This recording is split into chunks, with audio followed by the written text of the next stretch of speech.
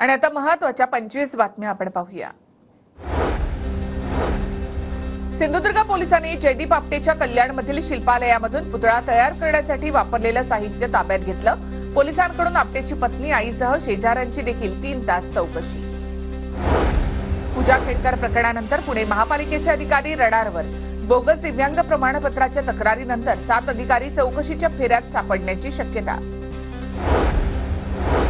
MPSC कडून राज्यसेवा मुख्य परीक्षा 2022च्या उमेदवारांची फेरनिवड यादी जाहीर होणार। न्यायालयामध्ये सर्व याचिका निकाली निघाल्या। अद्याप यादी जाहीर न केल्यामुळे 623 पदांवरील उमेदवारांच्या नियुक्त्या रखडल्या। कोकणामधील जमिनींच्या खरेदी व्यवहारांची तपासणी करा, जनता दल सेक्युलर आणि कोकण जनविकास समितीची मागणी। कोकणामधील जमिनींची परप्रांतीयांकडून मोठ्या प्रमाणामध्ये खरेदी होत असल्याचा आरोप। मध्य रेल्वेने 110 स्थानकांवरील हमालीचे दर जवळपास दुप्पट केले। त्याचा बोजा प्रवाशांवर पडणार।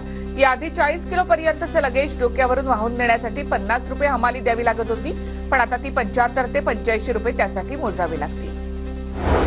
गुजरात एसीबी कडून मुंबई पोलीस दलातील सहाय्यक पोलीस निरीक्षकाला अटक। 10 लाखांची लाच मागितल्याप्रकरणी कारवाई। अटकेच्या कारवाईनंतर दिगंबर पगार यांचं निलंबन। गेल्या काही वर्षापासून ठाण्यातील प्रदूषणामध्ये वाढ। प्रदूषण रोखण्यासाठी पालिकेकडून विविध उपाययोजना सुरू। प्रशासनाकडून clean air better health app कार्यान्वित। नागपूर शहरामधून महापालिकेकडे करण्यात येणाऱ्या तक्रारींमध्ये वाढ। गेल्या 2 दिवसांमध्ये कामात हयगय करणाऱ्या 77 कर्मचाऱ्यांना महापालिका प्रशासनाची नोटीस। कांदा निर्यातीवर 40% शुल्क लागू केल्यापासून निर्यात निम्म्यापेक्षा कमी। एप्रिल ते जून महिन्यामध्ये देशातून 1,62,756 टन कांद्याची निर्यात। केंद्र सरकार आता 90 दिवसांमध्ये 13 लाख टन सोयाबीन हमीभावाने खरेदी करणार। नाफेड आणि एसएसीएफच्या केंद्रांवर सोयाबीन खरेदी होईल। पुण्यामध्ये सीएनजी गॅस दरामध्ये मध्यरात्रीपासून 90 पैशांची वाढ।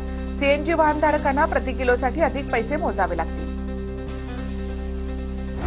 पुण्यामध्ये पिकअप वाहनाची 4 ते 5 वाहनांना धडक। चालक दारूच्या नशेमध्ये असल्याची माहिती। मनसेचे श्रीकांत अमराळे गंभीर जखमी, तर अमराळे यांच्या पत्नीचा मृत्यू। गोंदिया गोरेगाव महामार्गावरील इसार पेट्रोल पंपाजवळील पान ठेल्याला अज्ञाताकडून आग। आगीमध्ये 2.5 लाखांचं नुकसान झाल्याची माहिती। चंद्रपुरातील चिमूरमधील अल्पवयीन मुलीवर चौघांकडून अत्याचार। अल्पवयीन मुलीला आमिष दाखवून चौघांनी अत्याचार केल्याची घटना। पीडित मुलीच्या तक्रारीनंतर पॉक्सो अंतर्गत चौघांवर गुन्हा दाखल, एकाला अटक। बांद्रातील माउंट मेरी यात्रेला आजपासून सुरुवात। 15 सप्टेंबरपर्यंत यात्रा सुरू असेल। माउंट मेरी यात्रेसाठी बेस्टकडून जादा बसेसची सेवा। मुंबईच्या नताशा जोशीने जर्मनीमध्ये 10 मीटर जागतिक मूकबधिर रायफल नेमबाजी स्पर्धेमध्ये कांस्य पदक जिंकलं। नताशाची दमदार कामगिरी। अमेरिकन ओपनचं जेतेपद पटकावण्यामध्ये बेलारूसची अरिना सबालेंका अखेर यशस्वी ठरली। अंतिम सामन्यामध्ये सबालेंकानं जेसिका पेगुलाचे कडवं आव्हान परतवून लावलं। आणि एक महत्त्वाची बातमी आपण पाहूयात।